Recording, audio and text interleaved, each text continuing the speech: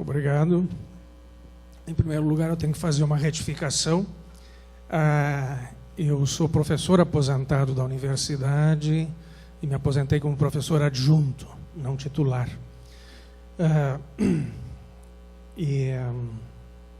A primeira coisa, obviamente, eu quero agradecer o convite que foi feito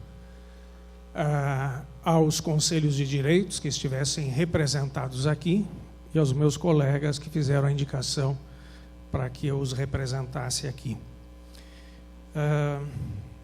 Eu quero fazer alguns comentários antes de entrar mais diretamente no tema, no sentido de que eu acho que eu expresso o que meus colegas pensam, que algumas das coisas que a gente tem ouvido tem sido música para os nossos ouvidos. Nós achamos já importante que uma secretaria, tradicionalmente chamada de Secretaria de Planejamento e Gestão, acrescentou no seu nome também Secretaria de Planejamento e Gestão e Participação Cidadã. Extremamente importante, foi criado um departamento para cuidar especificamente dessa área de que realmente garantir que haja a participação cidadã. Nós temos a esperança, e nós ouvimos bastante também, as colocações da importância da democracia da palavra.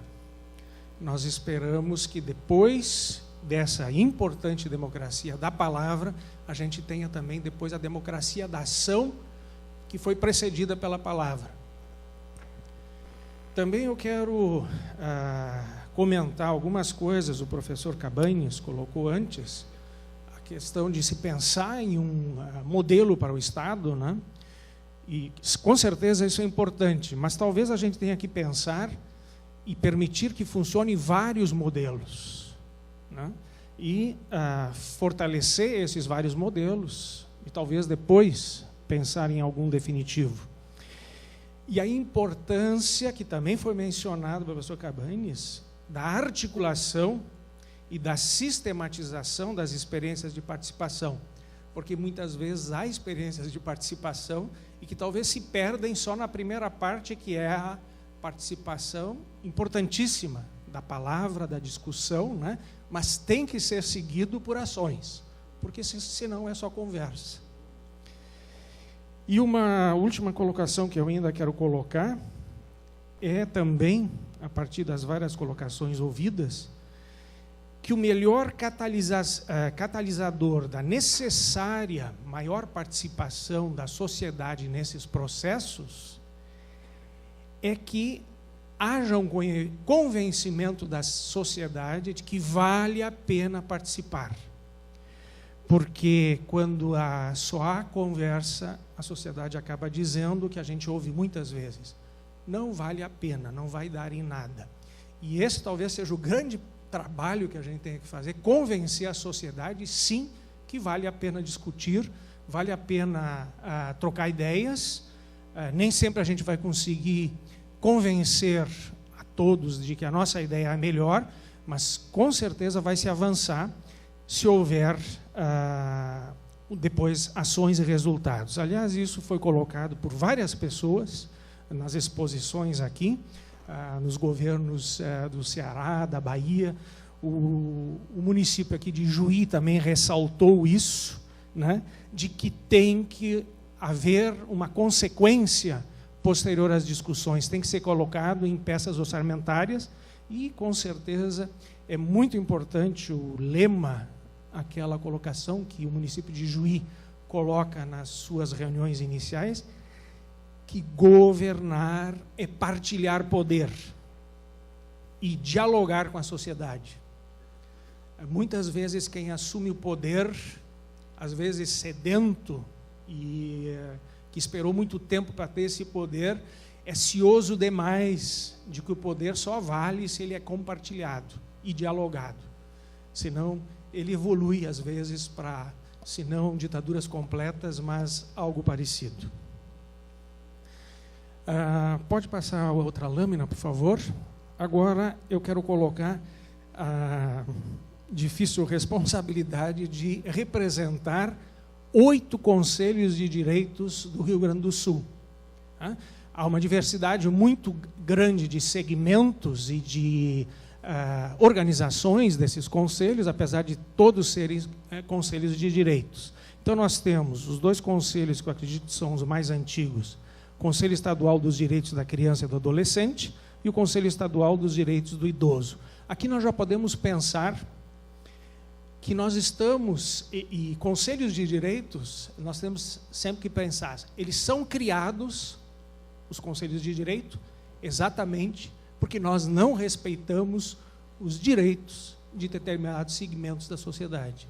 E aqui nós temos as faixas extremas, né, da população. A criança e o adolescente não têm integralmente respeitado os seus direitos e a pessoa idosa também não tem. Então, são 2 conselhos que têm que ser criados para batalhar a defesa dos direitos dessas pessoas e acompanhar e ajudar a formular as políticas públicas para esses segmentos. Depois nós temos o Conselho Estadual dos Direitos da Mulher. Representa mais de 50% da população brasileira. E nós temos que ter um conselho de direitos para respeitar essa parcela importantíssima da população. Depois, 2 conselhos que tem que se trabalhar a questão, não sei se da cor da pele, da etnia, da raça, que são dos povos indígenas e da comunidade negra. E até aí também nós podemos considerar a população brasileira, a população do Rio Grande do Sul, por exemplo, tem uma parte bastante significativa de pessoas negras. E se nós olharmos aqui, tem pessoas negras aqui com certeza, mas não no número que representa percentualmente o que nós temos no Estado. Nós temos o conselho que eu represento, o Conselho Estadual dos Direitos da Pessoa com Deficiência. São mais de 25 milhões de brasileiros que têm algum tipo de deficiência física, intelectual, auditiva, visual, múltipla ou algum outro tipo de deficiência. 1.500.000 pessoas no Rio Grande do Sul, praticamente toda a população de Porto Alegre, se nós reuníssemos todas as pessoas. E eu aproveito para colocar que o termo correto para definir as pessoas com deficiência é exatamente esse: pessoas com deficiência. Nada mais dos antigos eufemismos portadores de necessidades especiais, que não diz nada, e nem portador de deficiência, porque a deficiência a gente não porta, a gente tem, a gente não pode deixar de portar. Conselho de Segurança Alimentar e Nutricional Sustentável do Rio Grande do Sul. Abarca praticamente todo mundo. Todos nós precisamos de alimentação e alimentação de qualidade. Esse direito essencial, inclusive para a vida, muita gente não tem. Precisa ter um conselho de direitos para trabalhar isso. E, finalmente, o mais recente engloba todos nós que, diretamente ou indiretamente, consumimos ou não consumimos. Que é o Conselho do Consumidor, que recém foi criado. Pense num exemplo de quantos direitos, de repente, a pessoa tem violados, se nós pegarmos uma adolescente de pai negro, mãe índia, que tem alguma deficiência, que é pobre e que talvez não tenha como se alimentar adequadamente e que talvez não tenha o direito de consumir. O seguinte, eu quero citar uma parte do primeiro artigo da Declaração Universal dos Direitos do Homem. Todas as pessoas nascem livres e iguais em dignidade e direitos. Primeira coisa importante, nós nascemos iguais em dignidades e direitos, não necessariamente em capacidades, né? Muitas vezes nós temos até nossa utilidade diminuída, mas em dignidade nós somos iguais. E continuando, todas as pessoas devem agir em relação umas às outras com espírito de fraternidade. Se nós seguíssemos isso, nós nem precisaríamos de mais lei alguma e conselho de direitos nenhum. Nós não seguimos isso aqui. um dever legal e um dever moral. Uma outra frase que eu quero ressaltar, da filósofa alemã Hannah Arendt: a essência dos direitos humanos é o direito de ter direitos. Os conselhos dos direitos estão aí porque nós não estamos respeitando o direito que o ser humano tem de ter direitos. Como o tempo está assim, correndo, né? Vamos adiante. Algumas bases dos conselhos de direito. A base principal está exatamente na Constituição Brasileira de 88, que criou essa figura, ou permitiu a criação dessa figura dos conselhos de direitos. Os conselhos de direitos do Rio Grande do Sul, que são 8, como eu já mencionei, são criados por legislação estadual, geralmente por lei. Mas tem conselho que foi criado por decreto ou portaria. Então há a preocupação desse conselho de que haja uma transformação desse decreto e portaria em lei, de forma que não chegue um governo e decida não precisa mais desse conselho. E um decreto, numa portaria, elimina aquele conselho. O objetivo muito geral é dar à sociedade o maior controle das políticas sociais públicas e da defesa dos direitos da pessoa com deficiência. De todas as pessoas. Os conselhos têm atribuições extremamente amplas de formular, de sugerir, de acompanhar, de fiscalizar o Estado, enfim, de acolher e encaminhar denúncias. Em geral, são 20 ou 30 atribuições dos conselhos. E todos os presidentes do conselho e os conselheiros sempre dizem: como é que nós vamos conseguir realizar tudo isso com as minúsculas estruturas que nós temos?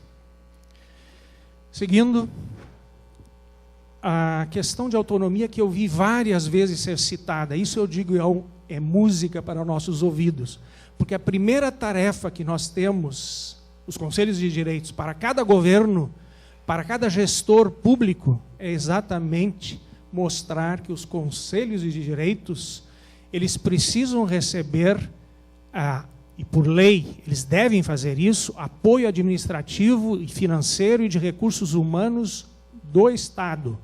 Mas eles não são uma estrutura do Estado. E, citando aqui uma da Secretaria dos Direitos Humanos da Presidência da República, exatamente, um texto que diz: autonomia significa a inexistência de subordinação hierárquica dos conselhos de direitos aos poderes executivo, judiciário e legislativo para definir questões que lhes são afetas, tornando-se suas deliberações vontade expressa do Estado, o que significa que os mesmos possuem autonomia política, vinculantes ao poder público apenas no âmbito administrativo. Essa geralmente é uma lição muito difícil que nós temos que, vamos dizer, ensinar. Porque os governos, muitas vezes, acostumados a simplesmente mandar, a ter as suas secretarias, as suas fundações, os seus órgãos, as suas coordenadorias, às vezes não entendem que os conselhos não pertencem ao Estado e não seguem o que o Estado disser. De preferência, devem trabalhar junto com o Estado, mas às vezes tem que trabalhar contra o Estado, quando o Estado não está fazendo o que o Estado devia fazer, a defesa dos direitos das pessoas. A seguinte: os conselhos de direitos são formados por conselheiros indicados por entidades governamentais e não governamentais. Eu não gosto quando se diz do governo e da sociedade civil, porque a contraposição, para mim, sociedade civil é a sociedade militar. Então, entidades governamentais e não governamentais. E aqui é a maior riqueza que tem os conselhos, né? Mas também é o seu calcanhar de Aquiles. Como eu já disse, os conselhos são autônomos, mas devem receber apoio administrativo e financeiro do Estado. E essa é uma das tarefas que nós temos que convencer o Estado. A política de defesa dos direitos deve ser uma política de Estado, e não somente de eventuais governos. Há governos que dão maior apoio, há governos que dão menos apoio, e não estão, às vezes, convencidos de que os direitos das pessoas é o Estado tem a função de defender, e não só um governo que eventualmente esteja no poder. E uma outra coisa que nós queremos ressaltar é que a necessária continuidade de atuações dos conselhos de direitos depende de uma política de Estado e de uma efetiva participação da sociedade organizada. Essa continuidade, sendo política de Estado, evita a letargia que os conselhos de direitos têm que suportar a cada final de governo. Quando são demitidos, e em geral é só os cargos de comissão que há lá, muitas vezes terminam as nomeações e há uma letargia em final de governo. E praticamente uma paralisia no início de cada governo, porque simplesmente os conselhos não têm mais como funcionar. E isso dura muitas vezes de 4 a 6 meses. Isso tem que acabar, e acabará quando nós realmente considerarmos que isso é política de Estado. Eu quero ressaltar também, e estou ressaltando já, a responsabilidade que é a base da defesa dos direitos. E a responsabilidade pela defesa dos direitos da pessoa é de todos. Do governo, com certeza, do Estado. Com certeza, eles não podem se eximir disso. Mas também da sociedade toda. Também da família e principalmente do indivíduo. Nós desaprendemos a responsabilidade, inclusive, individual. O governo tem que fazer alguma coisa, o conselho tem que fazer alguma coisa, essa entidade tem que fazer alguma coisa. Sim, todos devem fazer, mas o indivíduo deve fazer. E muitas vezes nós dizemos para o indivíduo, se não tiver mais nada que tu pode fazer, no mínimo tu pode apontar o que deve ser feito. E reclamar e insistir que aquilo seja feito, porque é legal. E é moral que seja feito, e aqui a gente não se acomode muitas vezes, porque as pessoas estão dizendo, essa pessoa é chata, está sempre dizendo a mesma coisa. Mas nós precisamos dizer muitas vezes a mesma coisa, se aquilo não é feito, e deve ser feito. Então, eu peço que se reflita sobre esses interrogantes.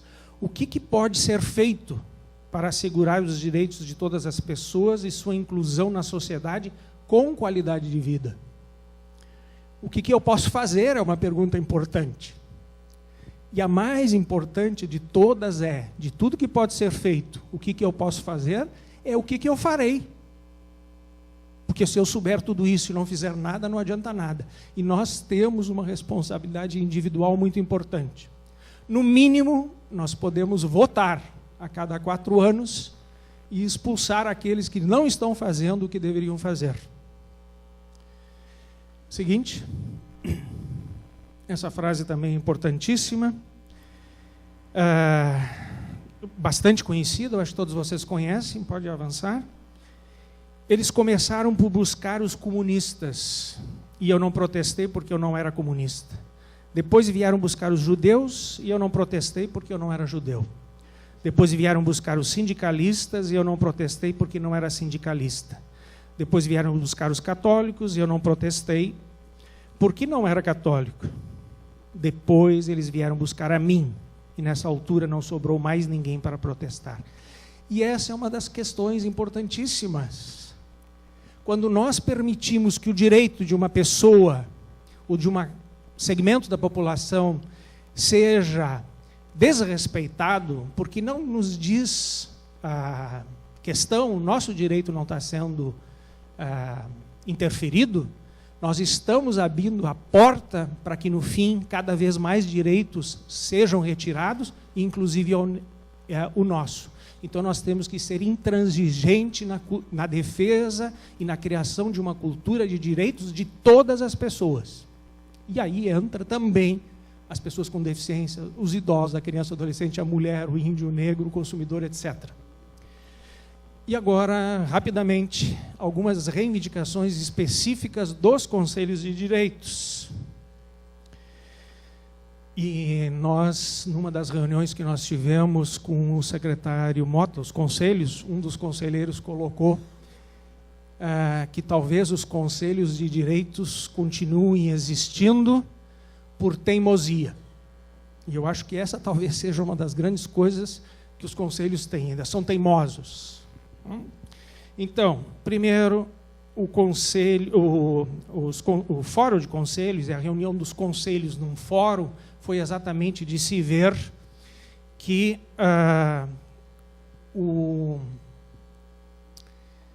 vamos dizer, havia ações comuns a serem feitas. Os conselhos trabalhavam sozinhos e nós temos que nos reunir. Rapidamente colocando, reconhecimento efetivo pelo governo da função constitucional e da utilidade pública dos conselhos de direitos, reconhecendo também suas diferenças e especificidades. Todos os conselhos de direitos não são iguais, precisam ser tratados de forma diferente também. Tem que ter uma infraestrutura física de apoio administrativo. O governo tem que fortalecer a sua participação na escolha dos seus conselheiros. Ele tem que indicar pessoas interessadas, competentes, com razoável tempo disponível para o exercício de suas funções e que sejam preferencialmente funcionários de carreira. E que não ocorra, porque um conselheiro também tem que ter algum tempo, que não ocorra que o conselheiro diga: não, mas a minha secretaria está muito ocupada, eu não posso ir no conselho. As políticas públicas dos direitos devem refletir as demandas expressas nas conferências estaduais. Delegados são reunidos em todo o Estado e depois se reúnem numa conferência e tomam decisões e encaminham ao governo. E, em geral, a grande maioria, essas conferências são perdidas, não acontece nada. Isso não pode ser feito. Aí entra aquilo, nós temos que convencer a sociedade que o que ela fizer, o que ela discutir, o que ela consensuar, vai ser aceito. O reconhecimento do próprio fórum é importante, a lâmina seguinte, muito rapidamente. Os conselhos têm que ter setores de comunicação próprios, eles não podem depender do governo exclusivamente para fazer as suas divulgações. Só um exemplo das complicações. Esse folder aqui, que é simplesmente a divulgação do conselho, levou 9 meses para ser feito. O tempo da gestação e nascimento de uma criança. Não pode ser. A dotação orçamentária tem que ser explícita. O que é que os conselhos de direitos... E nós sabemos que os recursos são parcos, escassos. Os conselhos de direitos não querem dizer que querem todo o dinheiro disponível, obviamente, mas se houver e deve haver a dotação, tem que ser explícito. Isso é para as ações dos conselhos de direitos e quais são os critérios de utilização, e os conselhos de direitos devem discutir isso. Não deve ser critérios escondidos que ninguém sabe como o dinheiro vai ser gasto. Os trâmites burocráticos têm que ser diminuídos porque infernizam os governos. Também os conselheiros indicados por entidades não governamentais têm que ser mais presentes. E todos devem trabalhar na conscientização. Já estou terminando. Na conscientização de que o trabalho pela defesa dos direitos é de todos e é uma tarefa constante. E eu gostaria de terminar com 2 frases, uma do Nietzsche, um filósofo, trazendo, e aqui nós tivemos governador, vice-governador, secretários, gestores, pessoas que representam entidades. E o Nietzsche diz uma coisa que eu acho importantíssima: realizar grandes coisas é difícil, mas mais difícil ainda é ordenar grandes coisas. O mais indesculpável em ti é teres o poder e não quereres reinar. Então vamos exercer o poder. E a última questão, eu termino com uma poesia da poetisa gaúcha, em que ela coloca: não mais a mesma flor ou a mesma água, que outros são os olhos e outra é a sede. Nós queremos uma cultura de direitos e nós queremos que se resgate o tão esquecido lema da Revolução Francesa: liberdade, igualdade e fraternidade. Obrigado. A última lâmina, por favor.